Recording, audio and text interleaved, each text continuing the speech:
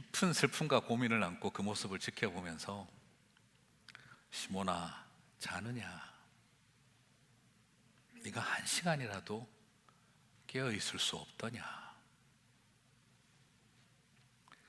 저는 나중에 베드로의 마음속에 네가 나를 3번 부인하리라 했던 그 사건보다 평생 가슴에 남았을 메시지는 시몬아, 자느냐? 한 시간이라도 깨어 있을 수 없더냐?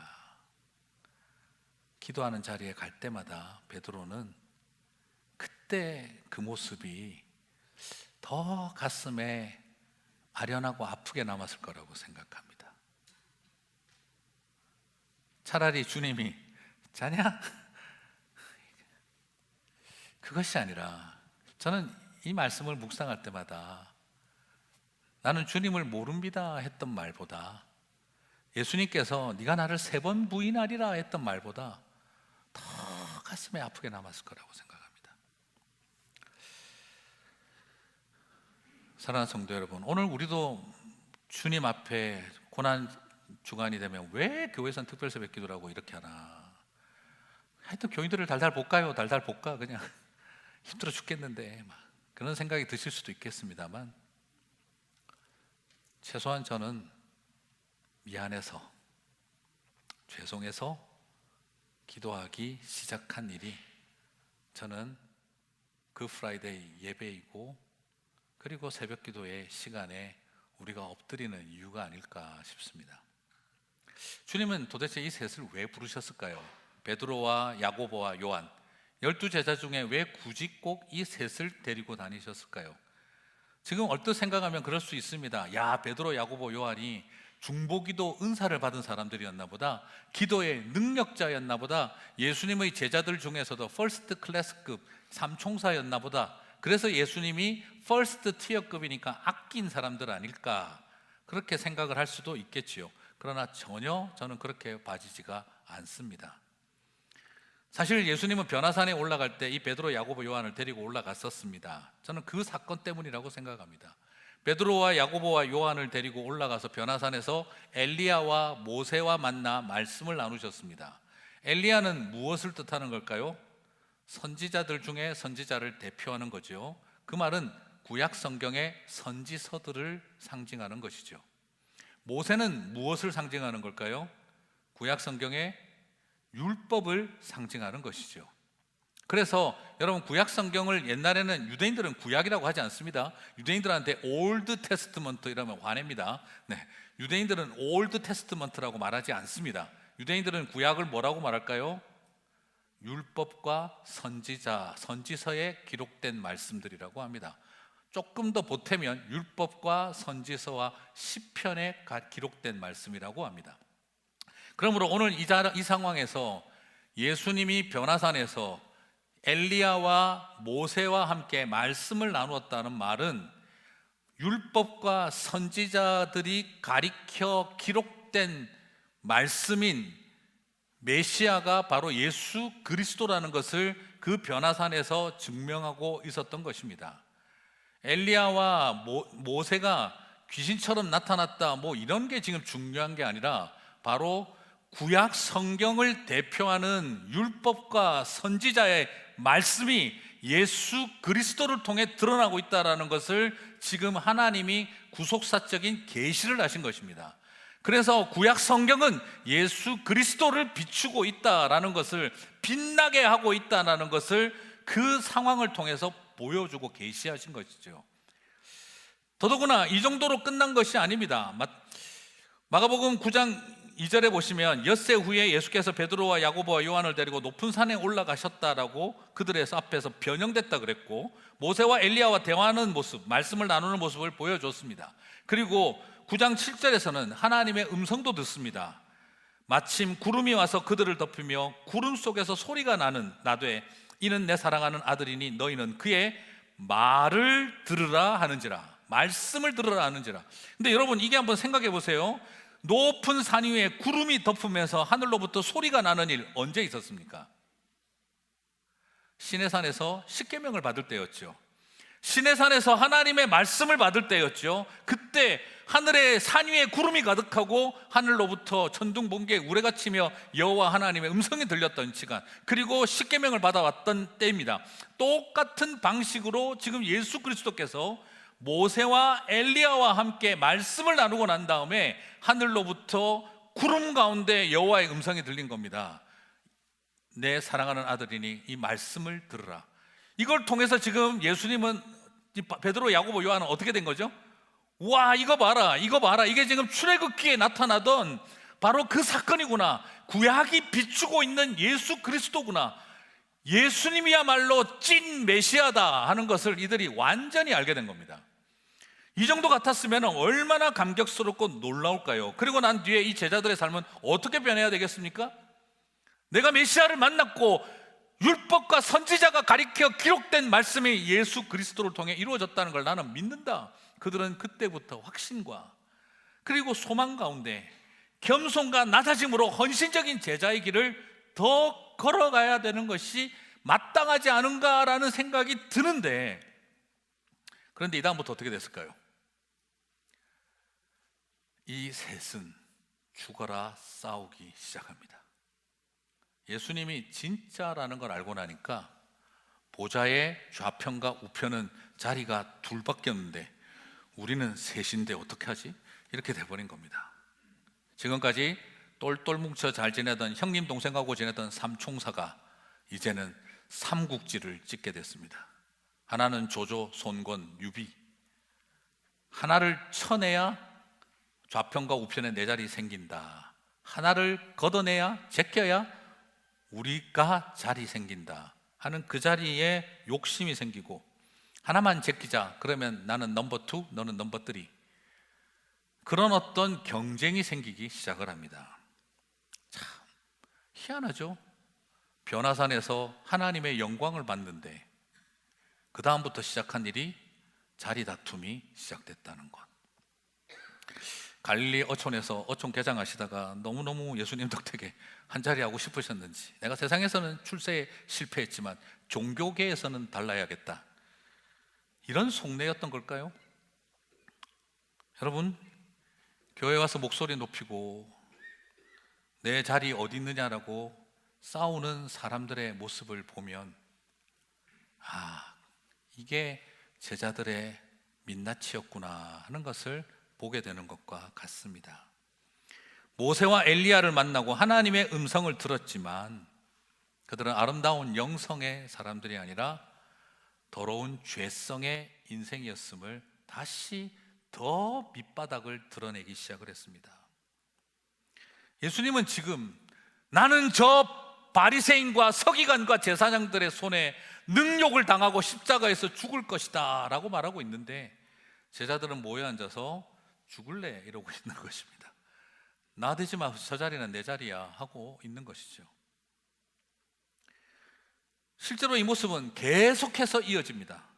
그것도 전부 다 어떤 때냐? 예수님이 두 번째 십자가에서 죽으시고 다시 살아나실 것을 말씀하시고 난 뒤, 예수님께서 세 번째 십자가에서 죽으시고 다시 사흘 만에 살아날 것을 말씀하신 뒤, 그때마다 제자들은 싸웠습니다. 누가 더 높으냐? 마가복음 9장 31절 나는 죽는다. 9장 33절 누가 첫째가 되고 누가 막내가 될까?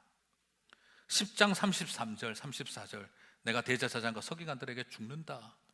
35절 거기서는 극치입니다. 성경 역사에 처음으로 야고보하고 요한이 베드로 제끼고 엄마 모시고 와서 슈퍼맘 치맛바람을 일으킵니다. 여러분, 치맛바람은 성경에서부터 시작되었던 것이었다 하는 걸 발견하게 됩니다. 나이 40이 넘어간 사람들이 엄마 데리고 와가지고 엄마 보좌의 좌편과 우편, 나 베드로 형님한테 눌려서 안 돼, 엄마가 와서 도와줘.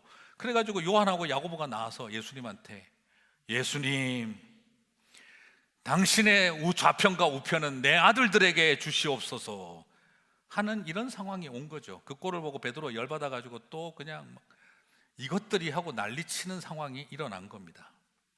어떻게 이렇게 패턴이 제자들이 하나도 달라지지 않을까요?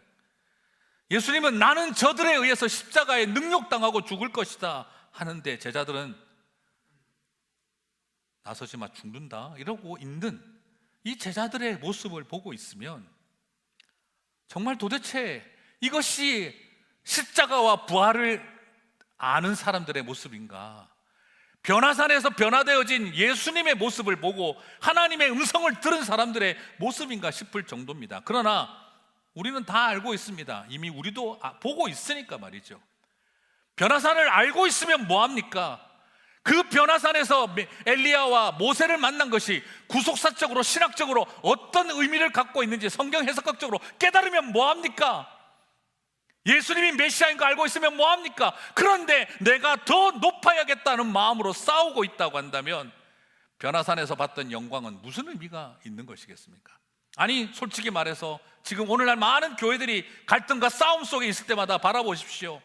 예수님이 변화산에 계신 예수님이 누군지 몰라서 그러고 있는 겁니까? 하나님의 영광을 몰라서 그렇습니까? 메시아가 누군지, 우리의 왕이 누구신지 몰라서 지금 그들은 그렇게 싸우고 있는 걸까요? 오늘 우리는 분명히 보게 됩니다. 내가 예수님 다음으로는 내 말 들어 하는 생각이 머릿속에 가득 차 있을 때, 내가 오라 하는 생각이 가득 차 있을 때, 내 말의 영향력이 가장 커야 한다라는 그 생각 속에 사로잡혀 있을 때 변화산의 예수님을 만나고 하늘의 음성을 들어도 사람들이, 그 제자들이 싸우는 것입니다. 그래서 제일 한 제자 한다는 목회자와 장로님들이 모인 노회가 싸움판이 되고, 제일 교회에서 신앙생활 잘한다는 분들이 모여서 당회에서 갈등하고 싸우고, 교회에서 제일 기도한다는 사람들이 모여서 권사님 돼서 싸우고, 교회에서 제일 열심히 봉사한다는 사람들이 안수집사로 뽑혀서 갈등하고 부딪히는 것입니다. 목사들이 모여서 내가 더 나은 목사, 넘버원 목사, 이런 착각 속에 살아가고 있을 때 이것이 제자들의 모습으로 되어버리고 마는 것입니다. 그래요. 영적 1번지, 선한청지교회가 영적 1번지 이런 거 좋아하지 마십시오.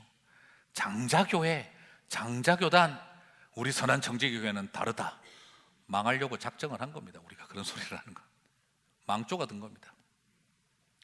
이것이 제자들의 민낯이었고 그 누룩을 우리가 지금도 먹고 있는 거 아니겠는가 싶습니다. 다른 제자들도 마찬가지입니다. 베드로도 계속 그랬습니다. 베드로가 여짜오되, 마가복음 14장 29절, 다 버릴지라도 나는 그리하지 않겠나이다. 마가복음 14장 29절 보면 다 버릴지라도 나는 그리하지 않겠나이다. 무슨 말입니까? 무슨 말이죠?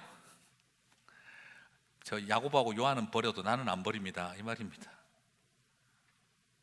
주님, 사람 똑바로 보십시오. 저는 절대 배신 안 때립니다. 비교급으로 까불고 있습니다. 야고보, 요한, 쟤들 엄마 앞세우는 꼴부터 틀렸지 않습니까? 저는 안 합니다. 저는 달라요 하고 있는 베드로. 그러자 또 베드로가 한마디 더 합니다. 14장 31절에 베드로가 힘있게 말하되 내가 주와 함께 죽을지언정 주를 부인하지 않겠나이다 하고, 그러니까 또 어떡합니까? 모든 제자도 저도 그렇습니다 이와 같이 말하느니라. 여러분, 나는 다르다, 나는 너희들하고 다르다, 그런 신학하고는 다르다, 그런 교회하고는 다르다, 그런 교단하고는 다르다. 우리 선한청지교회는 세상의 다른 교회하고는, LA 다른 교회하고는 다르다. 다시 한번 말씀드립니다. 망조가 시작됐다는 뜻입니다. 그 마음이 얼마나 위험하고 교만하고 스스로를 주님 앞에서 높이는 태도인지를 우리가 알아야 됩니다. 끊임없이 고민하고 싸워야 할 싸움. 오늘 저와 여러분 안에 더 중요한 것은 무엇입니까? 이것 때문에 그들을 부른 겁니다. 이 싸움을 하고 있으니까 베드로, 야고보, 요한 데려다 놓고 변화산에서 그걸 보고 나서 하나님의 영광은 보고 예수님의 영광은 봤는데 그 답답하여 자리 싸움하고 있는 제자 베드로, 야고보, 요한, 다른 사람들보다 기도 다 더 잘할 것 같아서 데려온 게 아니라 너는 내 피땀을 보라고, 내 슬픔을 좀 알으라고 데리고 온 겁니다. 영광만 보지 말고 내 슬픔을 알으라고, 나의 이 고통을 알아라고. 내가 하얗게 빛나는 옷 입고 눈부시게 엘리야와 모세와 이야기하는 것만 기억하지 말고 그 자리에 엎드려져서 땀이 피가 되도록 기도하는 이 모습을 알아라고 베드로, 야고보, 요한을 데리고 온 것입니다. 여러분, 괜히 그런 기도하지 마세요. 나중에 주님, 저는 다른 목사들보다도 주님이 겟세마네 동산에 데리고 가는 베드로, 야고보, 요한 같은 제자가 되게 하여 주십시오. 망쳤다는 겁니다. 그 말은 교만이 극에 달해서 주님의 고통은 모르고 영광만 알고 있는, 그래서 자기들이 마치 뭐라도 된 것처럼 착각하고 우쭐거리고 있는 정신 차려야 할 제자들이었기 때문에 데리고 올라가신 것입니다. 그걸 보라고. 사랑하는 성도 여러분, 주님이 우리를 부르신 이유 심플합니다. 내 눈물을 알아다오. 내 슬픔을 알면 좋겠구나. 십자가의 마음, 겟세마네의 피와 땀을 너희들이 알았으면 좋겠구나. 비아 돌로로사의 길을 올라가야 하는 내 마음을 알았으면 좋겠구나. 십자가에 못 박혀 죽어가던, 그러면서 엘리 엘리 라마 사박다니, 그렇게 하나님 나를 어찌하여 버리시나이까 부르짖던 내 마음을 알았으면 좋겠구나. 사랑하는 어머니 남겨두고 내 어머니라 하며 맡기고 떠나던 아들의 마음을 알았으면 좋겠구나.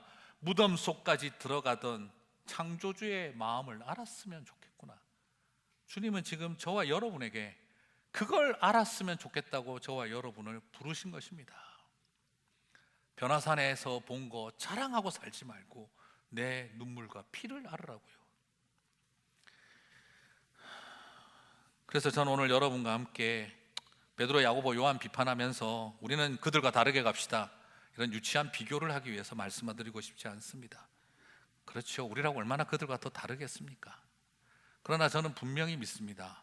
베드로, 야고보, 요한은요, 한 해 지나고 나서 또 똑같은 계절이 다가왔을 때, 주님의 고난주간이 되었을 때, 저는 그 셋이 손잡고 모여 앉아 그때 그 부끄럽고 미안했던 기억도 올리며 주님의 고난과 슬픔을 기억하고 겟세마네의 기도를 이어갔을 것이라고 저는 믿습니다. 그 모습이 교회의 아름다운 전통으로 남고 많은 교회들이 그래서 그 프라이데이 서비스를 하고 고난주간이 되면 죄송해서, 미안해서, 그때 지키지 못한 기도의 자리, 미안해서 새벽 기도의 자리로 혹은 기도의 자리를 찾지 않았을까 싶습니다. 그래서 그렇게 생각해 주셨으면 좋겠습니다.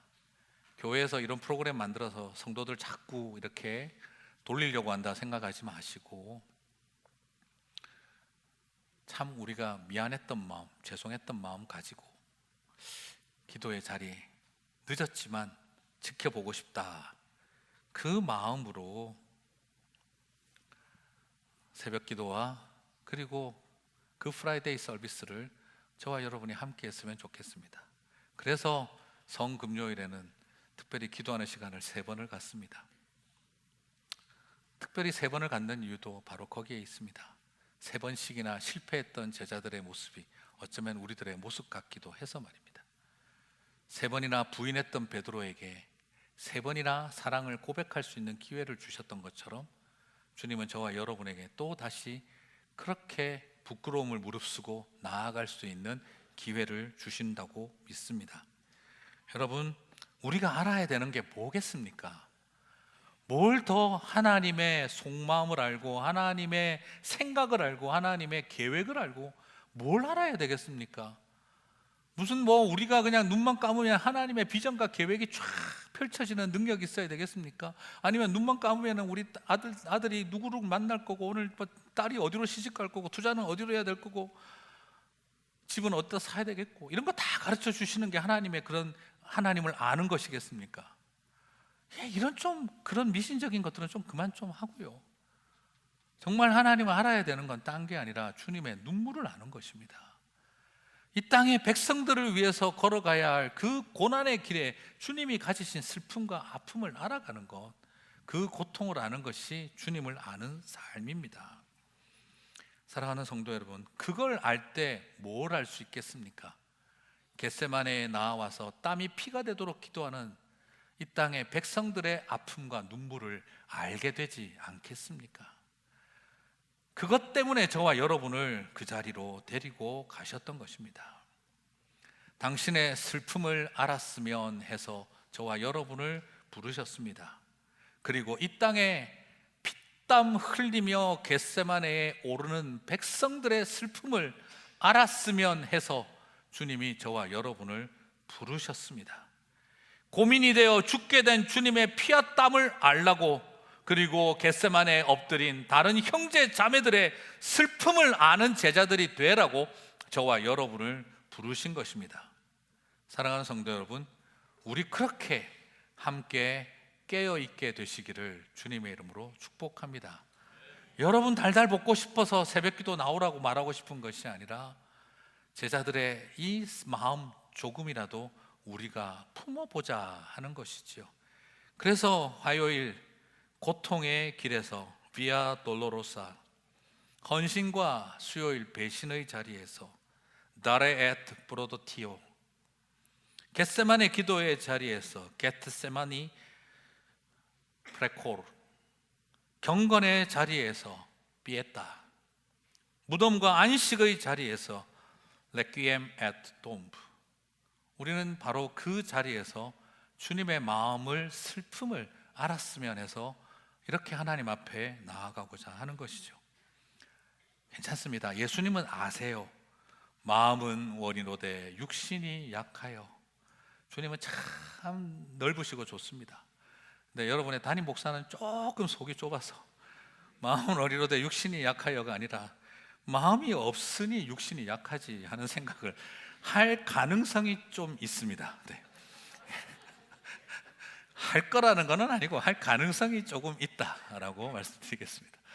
이 정도는 삐진 것처럼 해야 여러분도 살짝 긴장을 할 것 같아서 그렇게 이야기를 하고 싶습니다. 물론 건강상의 문제나 거리상의 문제, 여러 가지 상황이 있기 때문에 다 못 오시는 거 충분히 압니다. 어떤 형태로든 같이 함께 서로 베드로, 야고보, 요한의 마음으로 함께 기도하며 우리 안에 있는 부끄러움을 고백하고 다시 결단하는 시간이 되었으면 좋겠습니다. 그래서 유튜브로 역시 중계 실황하고, 그리고 또한 그런 분들을 위해서 좋은 선용할 수 있었으면 좋겠습니다. 그러나 정말 건강상의 문제나 힘든 분들을 위해 온라인 예배가 선용되었으면 좋겠습니다. 온라인 예배가 우리의 편의성을 위해 이용되지는 않았으면 좋겠습니다. 선용되었으면 좋겠습니다. 그래서 함께 슬픔을 같이 하고 손잡고 기도하는 자리를 통해 하나님의 은혜와 역사가 나타나기를 소망합니다. 말씀을 마무리하겠습니다. 저는 함께하는 힘을 믿습니다. 우리가 함께하는 곳에 주님이 함께 하시기 때문입니다. 세 겹줄을 가르쳐주는 전도서 말씀은 이렇게 시작을 합니다. 전도서 4장 10절 같이 읽겠습니다. 혹시 그들이 넘어지면 하나가 그 동물을 붙들어 일으키려니와. 네. 여러분, 혹시 그들이 넘어지면 하나가 그 동물들을 붙들어 일으키려니와. 함께 손을 잡고 기도하면 안 넘어질 것 같은데 넘어진다고 합니다. 더더구나 함께 손잡아서 같이, 복수형이죠. 그들이 넘어지면. 그러나 그 넘어진 자리에서 함께 서로가 버팀목이 되어서 일어나게 하는 것이죠. 함께하면 안 넘어지는 게 아니라 넘어지지만 일어나게 한다는 것이죠. 전도서 4장 11절을 봅니다. 같이 읽겠습니다. 또 두 사람이 함께 누우면 따뜻하거니와 한 사람이면 어찌 따뜻하랴. 둘이서 함께 손잡고 먼 길을 가면, 기도하는 마음으로 같이 함께하면 춥지 않고 따뜻하고 좋은 날씨만 있을 것 같지요? 전혀 그렇지 않습니다. 여전히 춥고 먼 길입니다. 하지만 함께하기에 등맞대고 누워 따숩다, 따사롭다, 라고 말할 수는 있습니다. 전도서 4장 12절을 읽어봅니다. 같이 읽겠습니다. 한 사람이면 배하거니와 두 사람이면 맞설 수 있나니 새 겹줄은 쉽게 끊어지지 아니하니라. 우리가 새 겹줄로 뭉치면 대적이 물러나고 도망갈 것 같죠? 그렇지 않습니다. 저것들 나한테 다 패한 것들인데 우습게 보며 더 덤빕니다. 그리고 승리할 거라고 말씀하시지도 않았습니다. 쉽게 끊어지지 않고 버틸 것이다 라고 말씀하고 있습니다. 맞습니다. 함께 손 모아 기도한다고 넘어지지 않는 것 아닙니다. 함께 손 모아 기도하다가 같이 자빠집니다. 하지만 일으켜 줄 수 있습니다. 함께 가는 길동무가 있고 함께 기도한다고 날씨가 따뜻해지지 않습니다. 여전히 춥고 먼 길입니다. 하지만 그 추운 밤도 훈훈했다 할 수 있습니다. 함께 기도하고 셋이 뭉쳐서 세 겹줄을 이룬다고 해도 적이 사라지는 게 아닙니다. 대적은 여전히 우리를 우습게 보고 공격할 겁니다. 승리한다라고 보장도 해주지 않았습니다. 그러나 쉽게 끊어지지 않고 견딜 수 있을 거라고 말씀하십니다. 목사님, 저 함께 기도하니까요 넘어지지 않던데요. 목사님, 저 함께 기도하니까 날씨도 너무 좋던데요. 함께 기도하니까 적이 사라지던데요. 이런 간증이 터져 나오면 더 좋겠지만, 그러나 그것이 다 간증이 아닙니다. 목사님, 우리 넘어졌지만 같이 그래도 우리 손잡고 일어났습니다. 너무 추웠었어요. 그래도 따뜻했습니다.